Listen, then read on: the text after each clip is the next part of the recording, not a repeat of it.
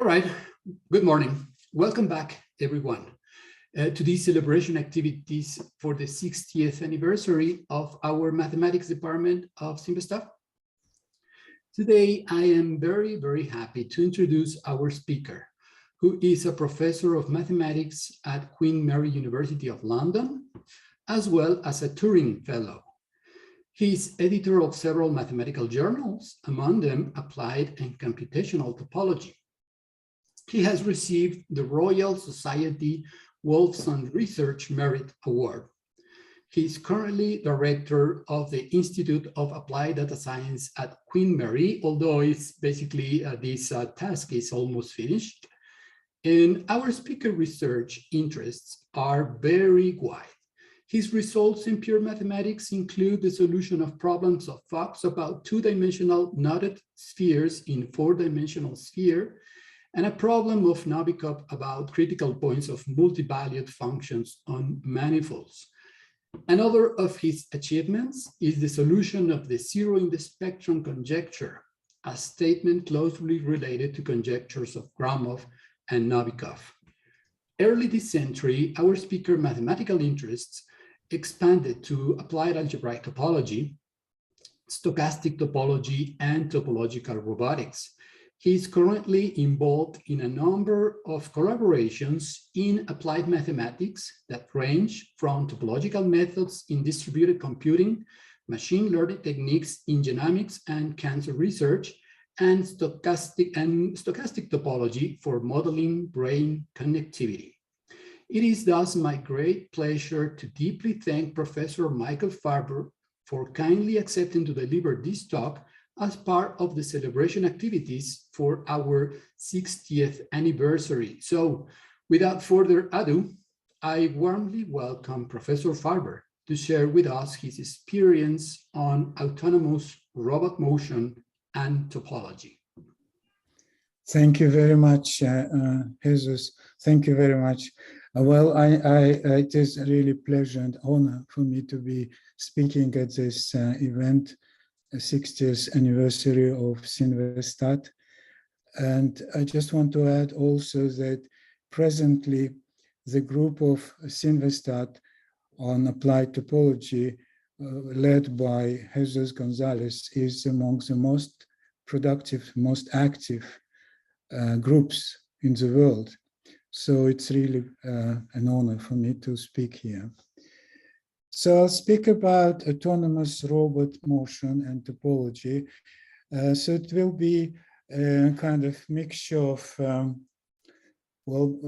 survey. It will be a survey of results around topological approach to motion planning. But I want to start with some kind of philosophical introduction. I just want to tell you that I met recently in London people from philosophy, people who do philosophy as their kind of profession, professors of philosophy. And it was really interesting to see that this matters about what is machine learning and what is AI, what is artificial intelligence. All these questions are in their mind. And I mean, they consider the work of Turing, and Arthur Wittgenstein was kind of also a philosopher who influenced Turing. And it is still, there are many questions in this area, which is very interesting. So what I wanted to start with, that this autonomous motion, which I will consider in this talk, is an essential part of what we call machine intelligence or artificial intelligence. So let's start with this famous article of Alan Turing, which is called Computing Machinery and Intelligence. It was published in 1950.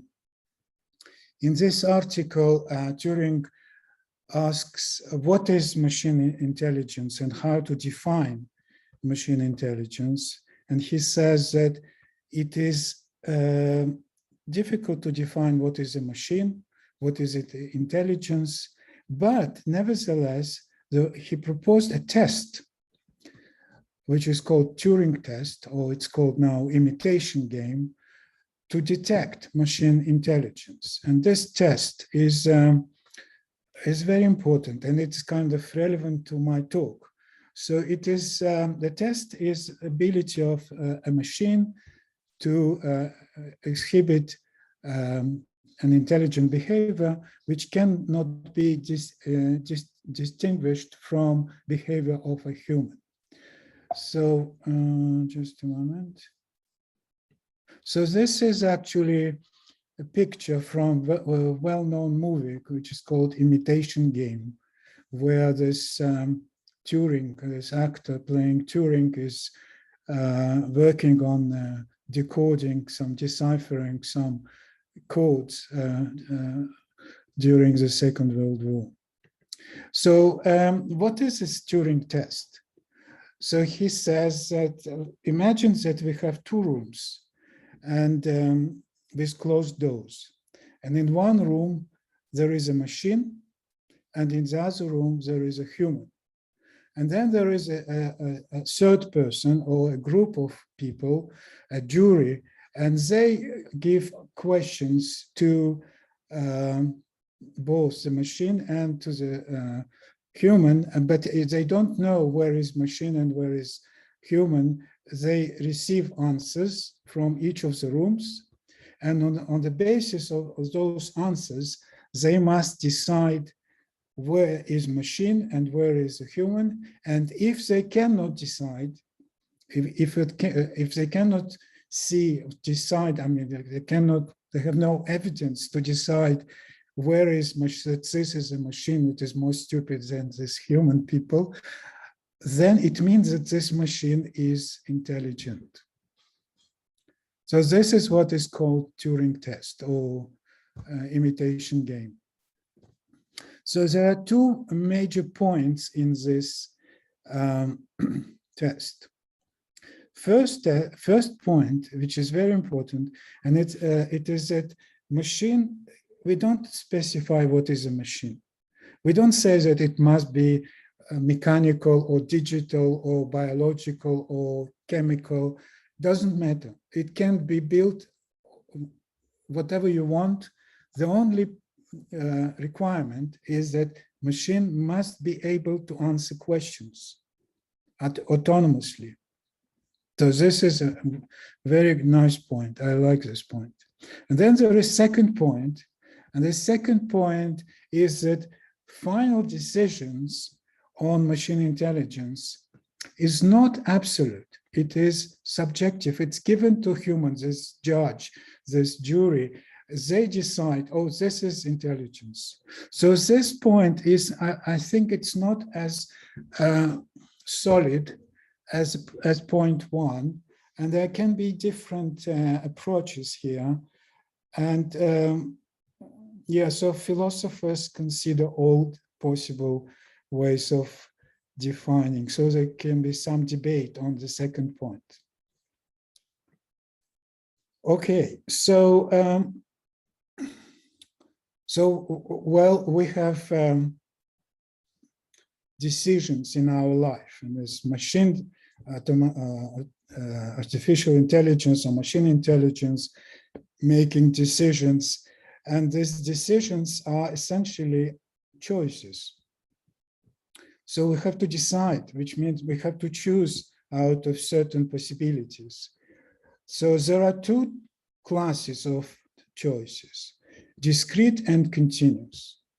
Discrete is when we have to choose from finitely many options, or from 2 options, from 3 options, or 5 options. And examples are left or right. This is when driving, you can say turn left or turn right. Buy or sell, this algorithm for autonomous share trading. Red or green, again, some traffic lights, red or green. But there are situations when these decisions have to be taken, choices should be taken out of infinite sets, out of continuum sets. And this exactly the decisions which are relevant to my talk. And these are illustrated on this picture. So you can see here a robot and many obstacles. And this robot should decide its way to get from this position to this position. And of course, there are, continuum possibilities. So he has to make choice out of continuum possibilities to select one and to move autonomously from the initial position to the final position. So this is the problem which we will address in this talk, is a problem of motion planning. So this robot must have a program which will allow him to make these decisions.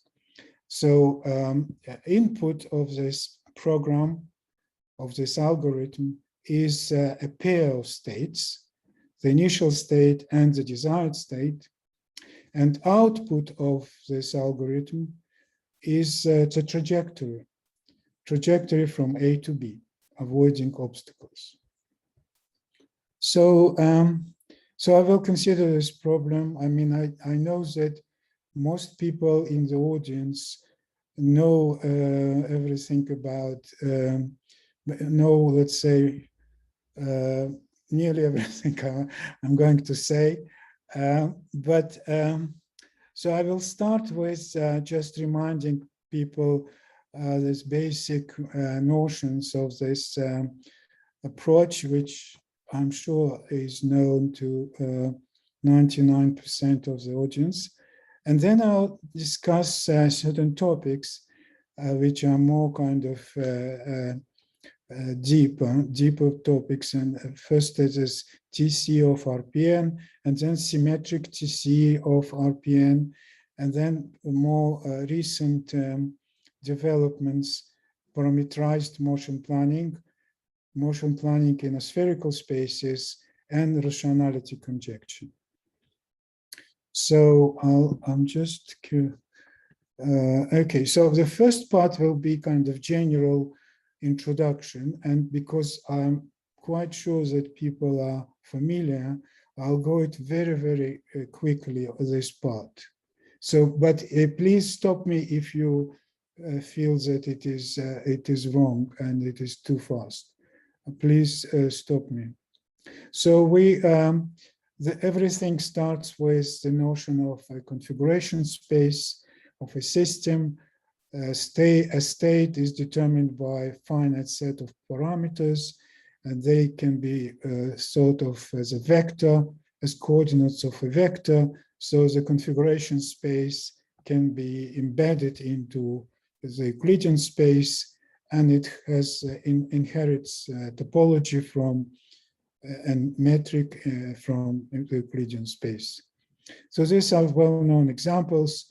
So here is a robot arm. Configuration space is a torus, and if this robot arm in R3, then it is product of four two-dimensional spheres. So I'll just skip this. So motion planning algorithm is a function from pairs of states, which so from x cross x to x to the I. X to the I is a space of continuous motions in X. It is a topological space with compact open topology. And this algorithm, this map A, should be such that if you compose it with a projection P, projection which associates with every path the pair of its initial and final points. So this composition should be identity. So this means that this A is a section. So this means that, well, it can be expressed by saying that this is a fibration in the sense of SER, and A is a section of this fibration. And this section A, we can ask, can it be continuous? And the answer is no, well, not really. It only can be continuous when X is contractible, if and only if. And here is an example of a convex set where you can go from A to B by a straight line, and this is a continuous motion planning. Convex set is contractible, so so this is confirms this lemma. So as a corollary, we obtain that if the configuration space is not contractible, which is a typical situation, then any motion planning algorithm for the system will have instability. So it will be discontinuous. And to measure this discontinuity, we can introduce this notion of topological complexity, which can be defined in many different ways, but one of these possible ways defining this topological complexity is the following. So this algorithm, this map, is such that we partition the domain into finitely many sets, which are disjoint, pairwise disjoint, and on each of these sets, the algorithm is a continuous map, and each of these sets is a decent topological space. It is ENR, Euclidean neighborhood retract. So more recently, it turned out that this last condition may be dropped, assuming that X is absolute neighborhood retract, which is quite general assumption, which is not really restricting assumption for applications. So, but in my original work, I always assumed that partition is given to ENRs. This applies to a bigger class of spaces. And these are the major properties of this TCX. So TCX is defined as a minimal integer such that X admits a tame motion planning algorithm with n+1 sets. Minimal integer n such that X admits a tame motion planning algorithm with n+1 sets. And the nice properties of this is that TCX depends only on the homotopy type of X, and it is zero if and only if X is contractible. So in fact, it gives some complexity measure of spaces, homotopy complexity. So there's less complex or least complex sets are contractible spaces, and then the following spaces are spaces which have complexity 1, 2, 3, and so on. So here is an example of the circle which has complexity 1. In fact, every sphere of odd dimension has complexity 1. And the partition here consists of the set of not antipodal points. And here the motion is along the shortest geodesic arc. And the second set is the set of pairs of antipodal points. And here the motion is along we choose an orientation on the circle, and we move in the positive direction from A to B.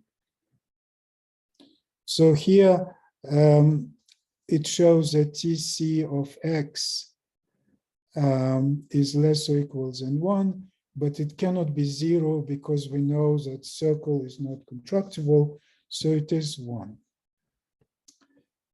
And this is just statement for spheres.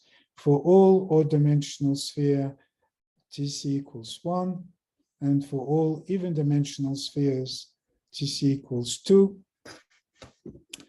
And in odd-dimensional case, one uses the existence of tangent vector field, non-zero tangent vector field, and in even-dimensional case, to show that it cannot be below 2, one uses a Chromological Low Bound which is, maybe I'll skip this.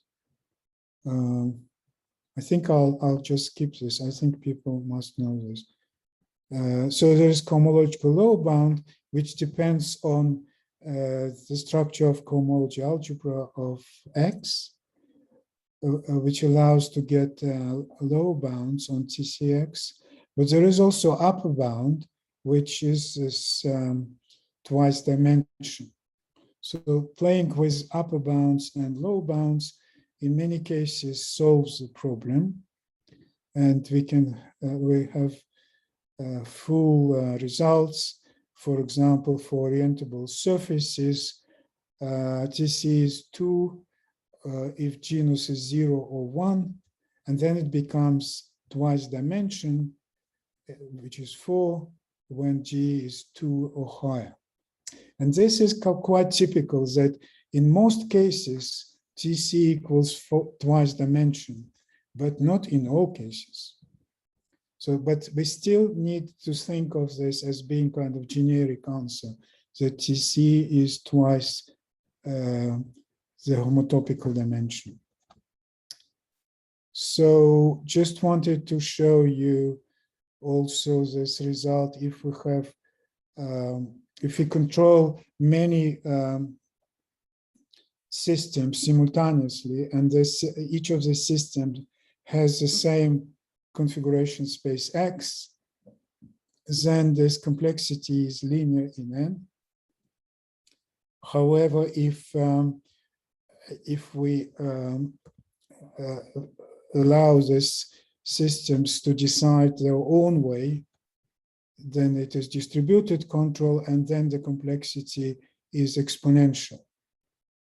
So it kind of, it's a little bit philosophical conclusion here that centralized control of many identical systems has advantage. It has linear complexity compared to the exponential complexity when the control is distributed. So this is my reference, first paper, and just wanted to also to mention a recent paper which we, recent work which we did together with Eric Bobo and Orléans Sagnier. It is about directed situation for topological complexity when the motion cannot be in all directions. There is specified direction of motion at every place. I mean, there are specified cone of directions of motion at every place, and the system cannot move outside this. So it's called directed spaces, theory of directed spaces. So we introduced this analog of this TC for directed cases or directed spaces, and this has applications in concurrency theory and in control theory, actually. I mean, control systems, they have limited direction of motion. So this is my first part, which is kind of general introduction. So the second part, if there are questions, please do ask now, but there are no questions. So let's go to part 2 of my talk. So part 2, I just want to make a very brief survey with 2 slides about real projective spaces. So this is a theorem about TC of RPN, and this was a little bit surprising theorem.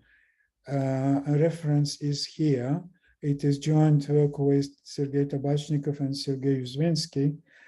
And it was surprising because, I mean, usually we use this lower bound and upper bound, cohomological low bound and dimensional upper bound. But in the case of real projective spaces, this doesn't work. And the answer is more complicated than we expected. So it is given by the following theorem, that for n not equal 137, TC of RPN is the smallest K such that this RPN can be immersed in RK. So it's called immersion dimension of RPN. And for the special three values, 1, 3, 7, TC of RPN equals N. So this immersion dimension of real projective spaces was the subject of many very deep investigations and many deep results of people, important people in algebraic topology, such as Atiyah, Adams, and Milgram, James Milgram. And so this result showed that TC is not a very simple notion. It cannot be expected a general simple answer. So here we have this table of values of TC of RPN for n until 10. And you see here 1, 3, 7, it will be 1, 3, 7, but in between the behavior is quite erratic, unpredictable. So anyway, and now let me switch to the next topic, which is symmetric topological complexity.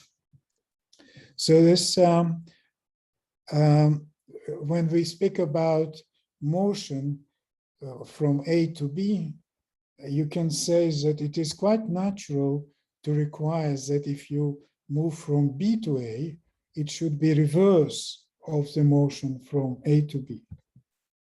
And also, if you move from X to X, you can just stay at this point and don't move. Then it's, so this is what is called symmetric motion planning algorithm. So this algorithm A, which is a map from X cross X to X to the I, it is called symmetric if A on the diagonal from X to X is a just constant path at this point, and A from X to Y and A from Y to X are reverse to each other. So going from X to Y is the reverse going to from Y to X. It's quite natural. However, if you put these conditions into the definition of motion planning algorithm, it kind of complicates the matters. So this was initially done with Mark Grant and myself in 2007. We published a paper about the symmetric topological complexity. So what we did was this, it was a little bit awkward, I can confess. So we looked at path space in X, which have different endpoints with not equal endpoints. And there is this standard map, standard projection to X cross X takes this space into the complement of the diagonal. So we have X not equal to Y. So here there is a Z2 action. There is a Z2 action on both of the spaces. So on path, this action is given by this reverse of the orientation going backwards on the same path. And on pairs, this action is just swap of points. Instead of X and Y, X going from X to Y, you go from Y to X.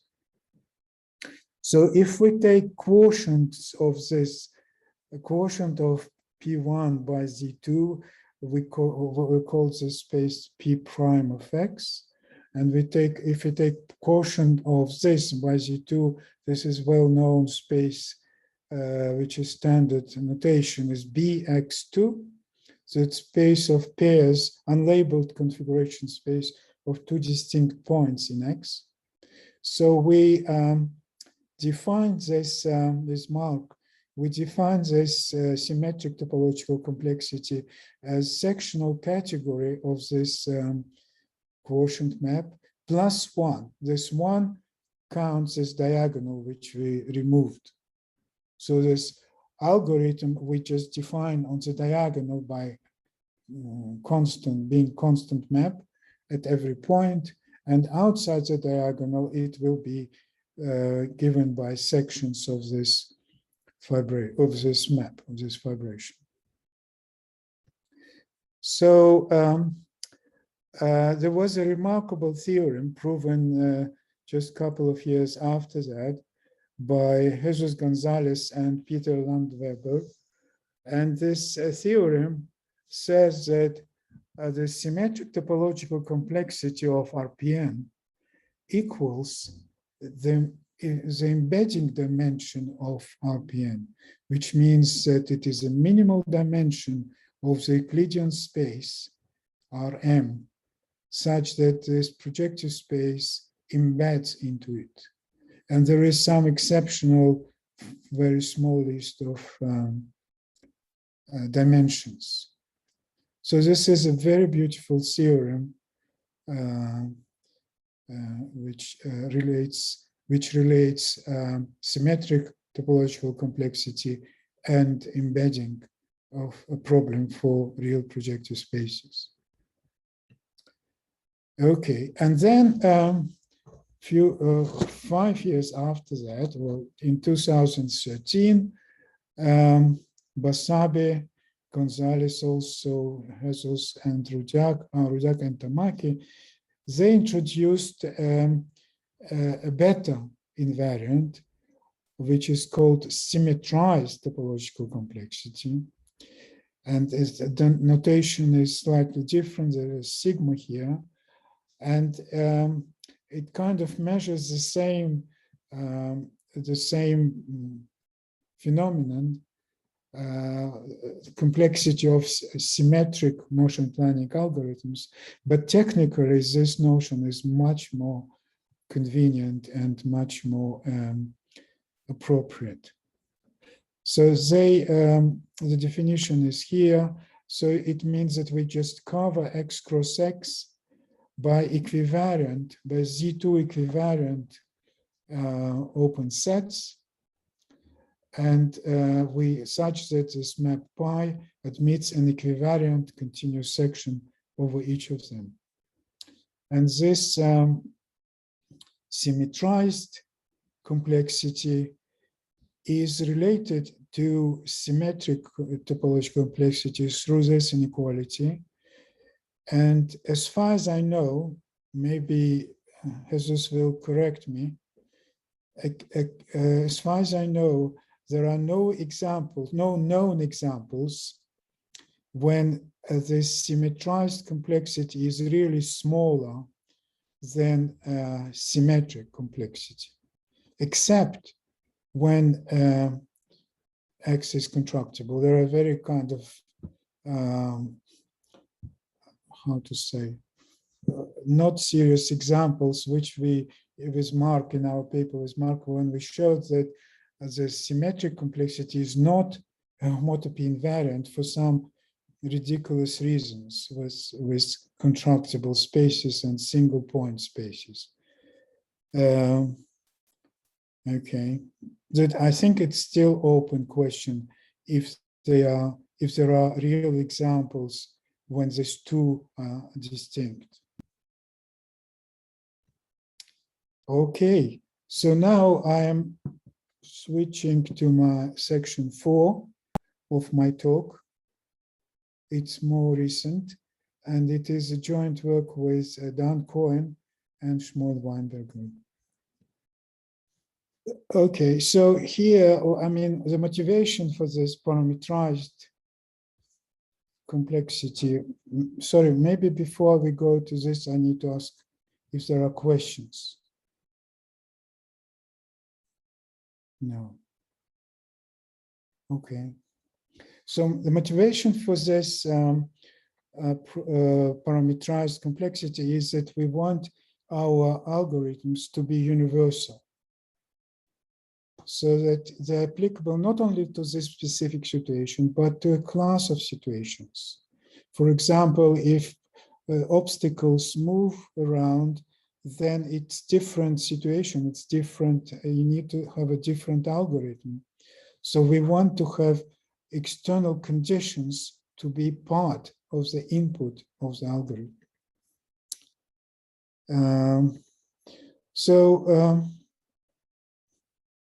Let me just go through this slide, which is taken from our paper, which kind of motivates why do we need parameterized motion planning algorithms.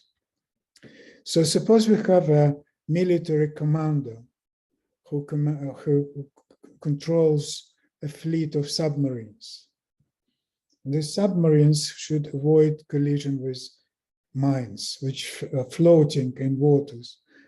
And so he can, this commander can use certain algorithm for moving submarines, but every day, every morning, these mines are relocated.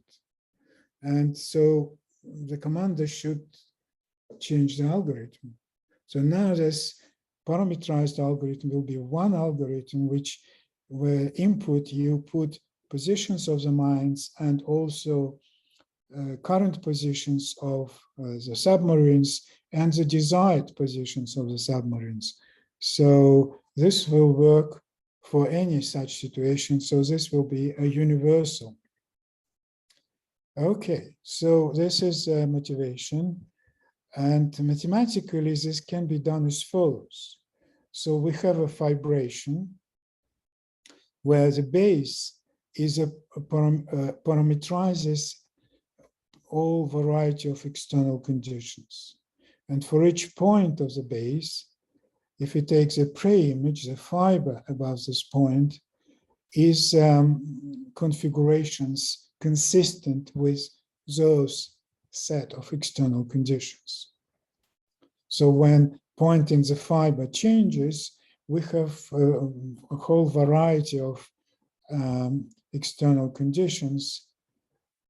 And the problem of motion algorithm should work like this. You give to this algorithm as an input a pair of states which lie in the same fiber, so they live under the same external conditions.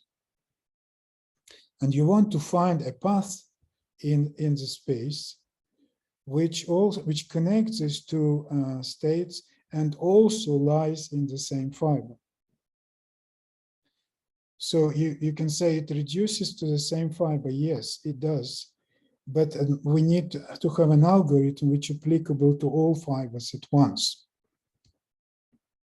So we look at, we can formalize this as follows. So we denote by EIB the space of continuous path motions of the system which lie in a single fiber. And we look at a space of pairs of states which lie in the same fiber. So it's E cross E over B. And we have a map, pi, capital pi, which associates with every path the pair of its initial and final points. So this map is actually a vibration, and we take we can define the topological complexity of this parametrized version of topological complexity as a Schwarz genus or sectional category of this vibration. So this notation, we use this notation as well as this notation TC over B of X. X is a fiber. So in this notation, we kind of emphasize that the fiber plays a role. So it's kind of twisted version of TC.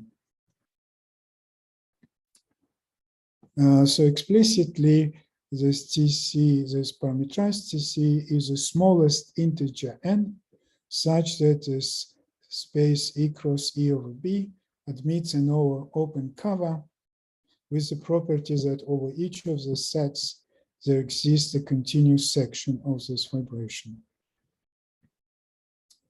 So this example, which is key example for us, I mean, it's actually example with the submarines. I mean, when we have obstacles, we have m obstacles, and we have n robots. And so E in this case will be configuration space of n plus m distinct points. Hello? Yeah, we're hearing you. I don't know what happened with your Something image. happened. Something happened here. Your video is kind of stopped, but we can see your slides and your voice. Let's see. Oh, my video. Now you're not sharing your screen. Okay. Maybe try to share. All right. Okay. All right. Okay. Oh, no, again. My video stops. Yes, I don't know why. Well, that's okay if that is okay with you.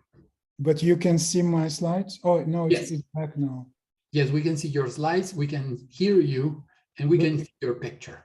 You cannot see me. Okay, fine. All right then. Okay, so here the space E is the configuration space of n plus m objects, which is this configuration of n distinct robots and m distinct obstacles, and they all pairwise distinct. And the projection is given by looking only at the obstacles. So these obstacles, they form the base of this vibration, and this vibration is the well-known Fadel-Novitz vibration. So in this case, so this is a part of this general formalism which we discussed earlier. Just a moment. Okay. Where are we? Sorry, I need to go back. Okay, can you see, can you hear me? Can you see? Yes. Yes, okay. Yes. So the input of the algorithm is a pair of configurations having the same set of obstacles. They have these initial positions of robots, and these are desired positions of robots, living under the same set of obstacles. And the algorithm produces a continuous motion of the robots, which starts here, which ends here, and no collisions with the obstacles occur. So which means that we always stay in the same fiber. Okay, so this is these are other examples of this parametrized TC. Trivial vibration, then parametrized TC is just the usual. If we have a principal bundle, then TC is just TC of the fiber, which is the same as the category of this topological group. And the special case of example 2 is a Hopf vibration, which shows that in these cases, in all these cases, this parametrized TC is the usual TC of the fiber.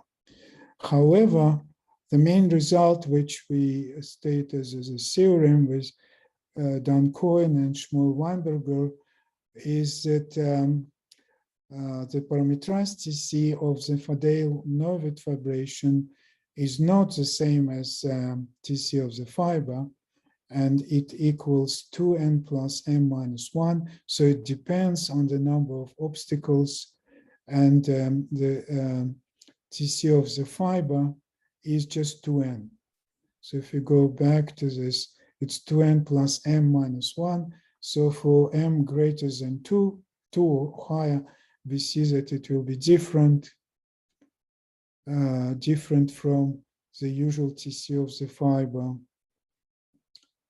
And the special case, I mean, the first non-trivial case is that when we have one robot and two obstacles. In this case, TC, parametrized TC is 3, and the usual TC of the Farber is 2. So actually, I'm not sure I will go to the proof. I wanted to show you the proof of this case of okay, so maybe I'll just say this part. So in this case, the parameterized TC has a lower bound, which is very interesting, and it's not,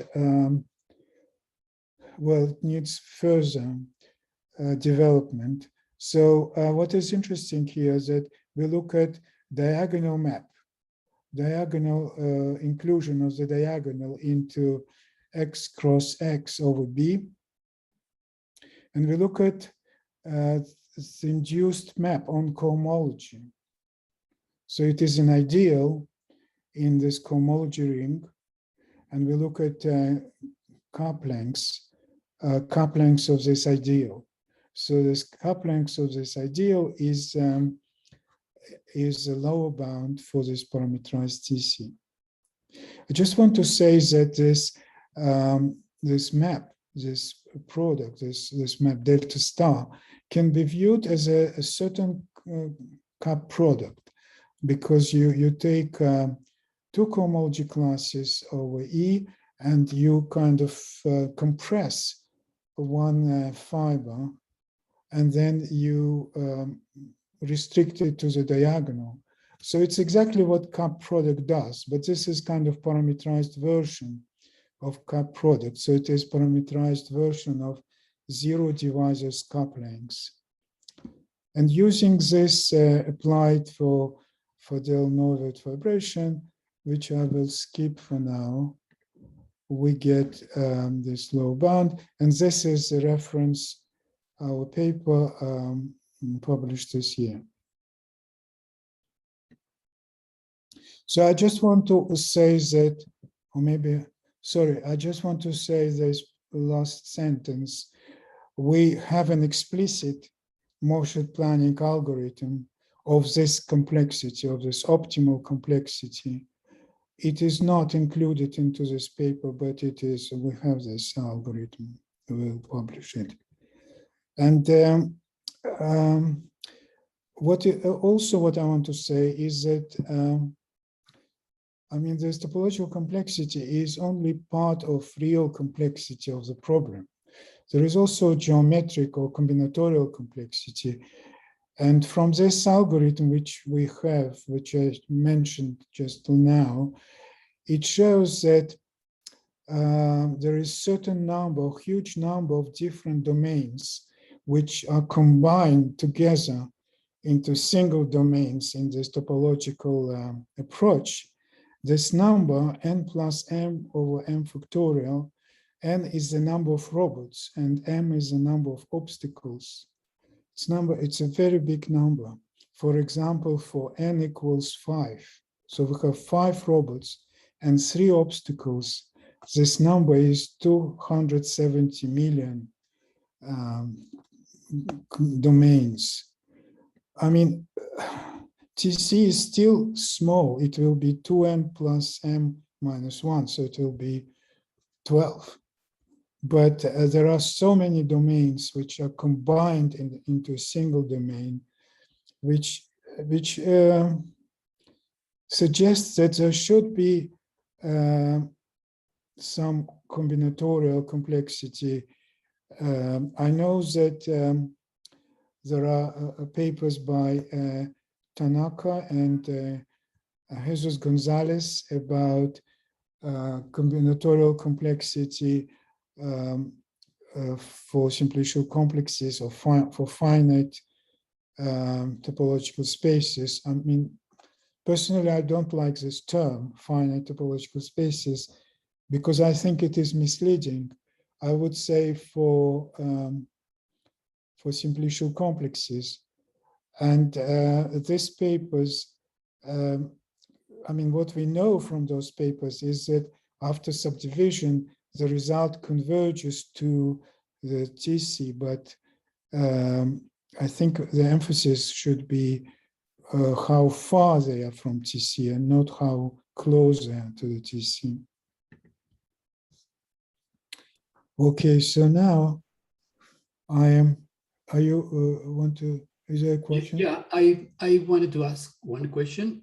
You mentioned the case of, let's see, that was, I don't remember, it was even dimensional Euclidean space or odd dimensional Euclidean space, in what you reviewed for the parametrized TC. Yes, this is odd. We have also paper about even. It is one less here too, but I just don't want to mention it. Yes, this is the odd case. And the question then is, you mentioned that you have a parametrized motion planning algorithm, which is optimal. Is it in both cases? No, it's a good question. Thank you. It is optimal. It works for all dimensions, and it is optimal for odd dimensional case, but it needs an adjustment to make it optimal for even dimensional case, which we haven't done. So this is optimal. You're absolutely right. It's optimal for odd dimensional case.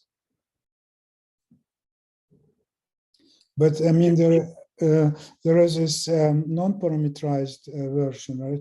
There are these algorithms for odd dimensions and even dimensions. And yeah, once you have odd dimensions, you can adopt it and kind of simplify it. And there is one dimension less for even dimensions using tangent vector fields and things like that. Is it okay? Yeah, thank you. Okay, so now, so maybe I will, I don't know where should I go to. Maybe, I mean, I have only 7 minutes left. So I'll just very briefly go through this because I have another, this chapter and the last chapter. So this is topological complexity of groups. So TC of K pi 1, they define through Eilenberg-MacLane spaces. So it is an invariant of a group, of a discrete group, and it is always between cohomological dimension and cohomological dimension of pi cross pi. And so maybe I'll just skip this. I'll just state this theorem in a kind of a little bit vague fashion, that this is a theorem with Mark Grant, John Aprea, Greg Lupton, and myself. So it gives characterization of this TC of pi using classifying spaces. So here is the usual classifying space of group G, where G is pi cross pi. It's written here. G is pi cross pi. So we take a group G pi cross pi, and this is another classifying space, which is with respect to family of subgroups, which is generated by the diagonal. I don't have time to go through this. I'll just skip this definition. So there exists a canonical map going equivariant. It's G equivariant map. Well, this space is constructible. Well, this is also constructible because it has no free actions. The action here is not free. G action is not free. It has monodromy. It has isotropy subgroups. So this map, canonical map, so TC equals the smallest k, such that this canonical map can be deformed into the k-dimensional skeleton of this space. Okay, so And this, I will skip this. So there is this Bredon cohomology, which is relevant to this classifying spaces, this Bredon cohomology. And using this Bredon cohomology, we can have two bounds for this TC. Upper bound, it is essentially cohomological dimension of pi cross pi over this family of the subgroups generated by the diagonal, and lower bound given by this canonical map from Bredon cohomology to the usual cohomology. So if this map is non-zero for some m and for some I, then this TC of this pi is greater than I. So this combination of these two theorems can work, and it works, let's say, in the case of hyperbolic groups. So there was a paper by my work with Stefan Mescher, where we made first step, and the final step was done by Sasha Dranishnikov, which is a beautiful paper published last year on topological complexity of hyperbolic groups. So the results are that, well, we showed that TC of hyperbolic group can be either maximal or maximal -1, and actually -1 achieves, it is -1 when pi is z, when the group is z. But Sasha Dranishnikov showed that this is the only case when it is not maximal. So he proved that for any torsion-free hyperbolic group, distinct from that, TC of pi equals twice cohomological dimension. And I just want to mention that Kevin Lee recently suggested a different proof of this theorem and to generalization of this theorem of Dranishnikov. So he proved this for even relative hyperbolic groups. And finally, Jesus, you said I can go over time a little bit, a few minutes? Yes, for sure. Take your time. Take the time you need. Very quickly, the last part. So this says about rationality conjecture.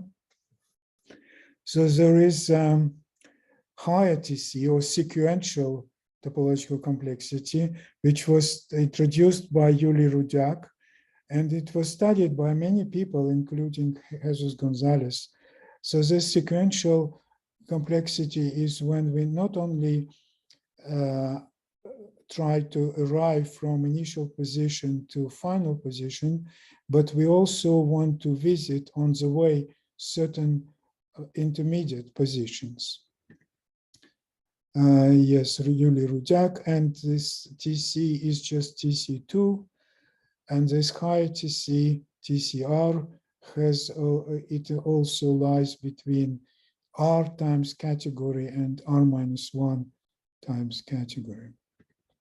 So what we did in a paper with John O'Prea, higher topological complexity of spherical spaces, we put all these TCs, all of them, infinitely many, as coefficients in a power series. And we call this TC generating function.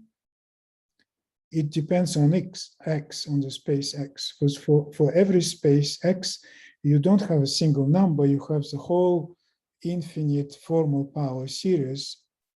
And we made this conjecture that for any finite polyhedron, this power series is a rational function of a very special form. So it has a denominator 1 minus t square, and numerator is polynomial, integer polynomial, such that at its value at 1 is the category of x. So this is, I mean, I like this conjecture. Although I know that it is not true in this form, but anyway, I still like it because it shows that all these different theses are related to each other, and they are kind of related to the category because they, so this is a residue. So this rational function has main residue is quadratic residue at 1 is exactly the category. Well, this is a conjecture. So what we proved with John O'Prea, we proved that for all right angle Artin groups, for spheres, for surfaces, for Lie groups, for simply connected symplectic manifolds, we proved that this is true. This conjecture is true. It is a rational function of this form. However, in this paper just next year with Kishimoto and Stanley, we proved that actually it's not true. This conjecture is in original form is false, but it is slightly false. So let me explain. So, well, I visited the Fields Institute in Toronto, and Daisuke Kishimoto and Don Stanley were there. So we kind of started discussing this. We went for lunch together, and Don Stanley told us about his work about Gonea conjecture. So he constructed in his previous work very beautiful space complex with 3 cells of dimension 2, 3, and 11. And this complex is a counterexample to the Gonea conjecture and has the following properties: that its category is 2, category of x cross x is still 2, and category of x cross y is strictly less than category of x plus category of y for any non-contractible y. It's a very strong property. So we took this x from Don Stanley, and we looked at this generating function. So we showed that for this curious x, which violates the Gonea conjecture, this TC generating function is still a rational function of this type. So it's still, this part is okay. However, the value at 1 is not category, but it is 1, but category is 2. So it only the last part of this rationality conjecture is violated in this example, but still it is a rational function of this type. So I just want to also to mention that just today there was a new preprint came out of Sam Hughes and Kevin Lee. They proved that the rationality conjecture holds for any hyperbolic group, which is great. So, I mean, since we know that hyperbolic groups are typical, this is what Gromov proved. This means that rationality conjecture holds for typical groups, which is good. So now I want to finish by this statement, which is taken from Solzhenitsyn, from the book of Solzhenitsyn. And he said, topology, the stratosphere of human thought. In 24th century, it might just possibly be of use to somebody, but for the present, so this was written 53 years ago. And topology at that time was perceived as an abstract, remote, hard to reach fortress, isolated from life. But now we see that topology is not. It is relevant to engineering and computer science. So I'll stop here. Thank you very much. Thank you very much, Michael, for this wonderful, beautiful talk. Thanks. Right. So please, if you have any comments or questions, go ahead. Hi, Michael. This is Miguel. How are you? Hi, Miguel. That was a very nice talk. Thank you. I wanted to ask you, mainly for the students, if the topological complexity of a group measures another or informs you on another characteristic of the group, another property, besides the cohomological dimension? Well, I mean, I don't know how to answer this. I mean, generically, I mean, if you look at this result of Dronishnikov and Kevin Lee, I mean, for hyperbolic groups, it is just dimension, twice dimension, but only for hyperbolic groups. I mean, for abelian groups, it is just usual dimension, not twice dimension. So I don't know how to answer this question. It's that, well, I mean, when there was this theorem of Eilenberg-Gonnet, a famous theorem that category of K pi 1 is a cohomological dimension. I mean, this theorem was, well, very important theorem. It showed that if we didn't know what is cohomological dimension, we could recover it from the theorem as a category of K pi 1.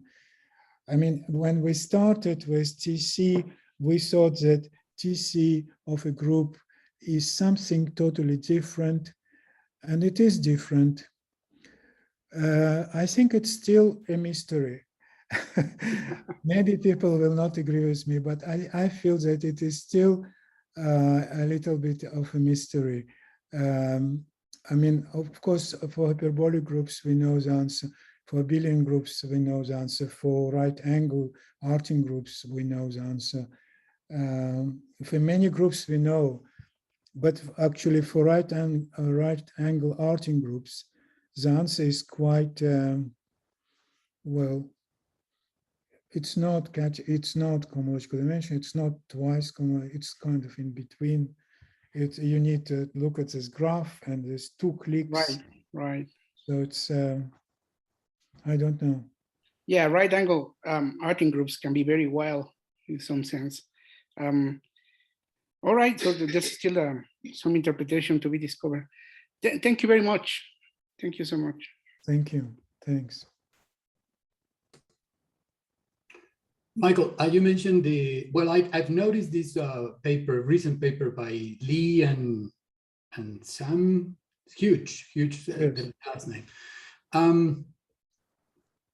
So higher TC, they compute higher TC of hyperbolic groups, and they prove the rationality conjecture in the original form for yes, for an original form, yes.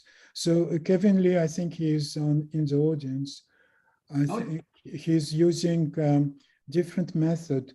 He uses Luke and Weiermann's description of these classifying spaces. So he uses our reduction to this to the question about classifying spaces, and he uses Luke's and Weiermann's construction of this classifying spaces, and he operates with that. So maybe he wants to say something. No, I've nothing to add. Thank you. It's very accurate. Okay. Okay. Congratulations with your preprint. I mean, which came out today, right? Yeah. Thank you. Thank you. Okay. I think you would be a very nice speaker for our TC seminar, a regular monthly seminar. So I'm gonna talk to my co-organizers and invite you. That sounds to be a really very interesting and worth thing talking about. Yeah, it's a good idea. Well, I have a general. Well, let me just stop the recording here.